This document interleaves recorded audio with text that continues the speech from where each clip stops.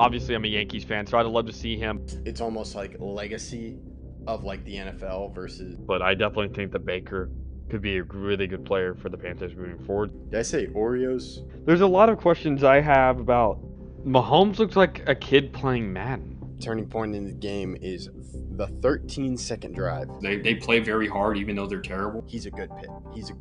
For sure. He's going to be a good player. But I can't argue against the Jamar Chase pick. They made moves saying we're going to win this year, at least get into the playoffs.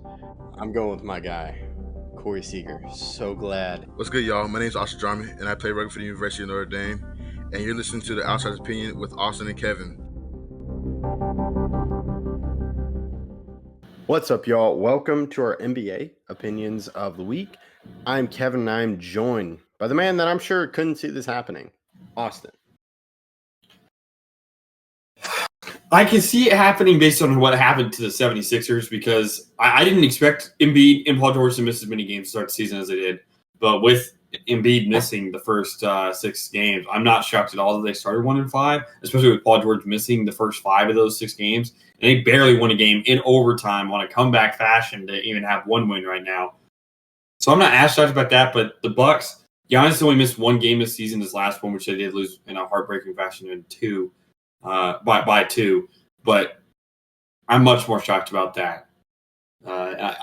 Which team of these two are you more concerned about? I would say more concerned about the Bucks, because I'm not sure about Doc Rivers getting this team back on track. Yeah, that's a good one. I think it's really tight. I think I may be more concerned with the Sixers because I think with the Bucks, Chris Middleton's going to come back and they're going to have some guys and figure it out. They're going to make a trade. They will. But with the Sixers, we know what they are without Embiid on the floor now, and we know that Embiid's going to miss a lot of games, which really dampens their ceiling. And now they have to win a very, very large percent of the games that Embiid even plays in to be competitive. Now, the East is bad, so both of these teams, or it's not bad, it's just significantly worse than the West. So they are going to have a good chance to rebound. Both of these teams will. But I think I'm more concerned about the Sixers because it's really close, though. Because the Bucks, yes, they have their problem. Both of them have a significant injury, either Chris Middleton or Joel Embiid. But Embiid is guaranteed to miss games. And we know what that team is right now. It's basically a 1-5 team. So they're going to lose almost all the games that Embiid doesn't play. And then it's the question of how many games did Embiid play? So you have to win the games with Embiid, and then you're going to have to win a good bit without him, which this team has proven not to be able to do consistently. The Bucks, I do see the concern there, but I think they're going to make a move. Yes, Doc Rivers. I mean, they may midseason fire Doc Rivers like they did last year. But I feel like with Giannis on the court, you can still muster up enough games to win.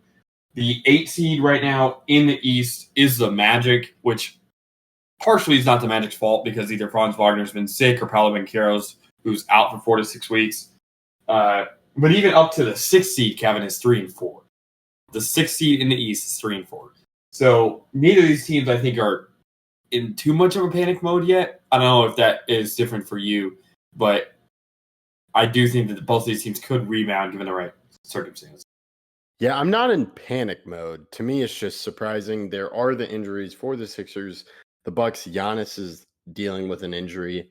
To me, it just doesn't set them up well for competing for that top spot in the East. They can still make it to the playoffs, but that's going to be a tougher road versus if they're a top seed in the East.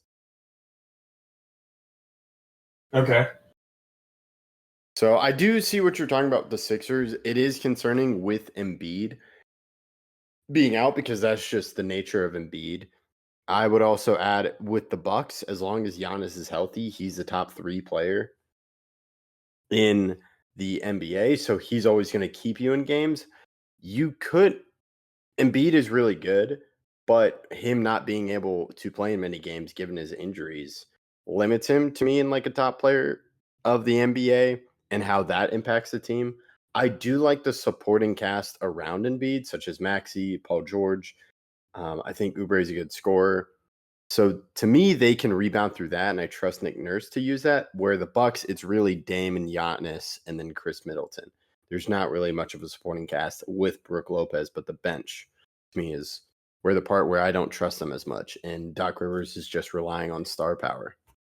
Yeah, I mean, AJ Green, their last game that they lost without Giannis, AJ Green went 7-9 from 3 and had 21 points. So I do think that if you manage to bench a little bit better, they would have more of a chance of winning. But obviously, it's hard to win a game without Giannis on the floor. Yeah, so I don't think these starts means they're going to be a terrible playoff team or they're going to miss the playoffs entirely. It just doesn't set them up for success. Yeah, and it definitely impacts their chances of getting a top seed. The Cavs are 8-0, Celtics are 7-1. It's going to be hard to come back against those teams because they also would probably have to lose a good bit for you to be able to catch up to them. And that game is how many games you're going to have at home during a series. Because now, if you're not getting into the top 1, 2, 3, 4, okay, well now you're not guaranteed any home series. So it's not panic time, but it is time to like, hey guys, we got to turn around now. It's not time to be patient.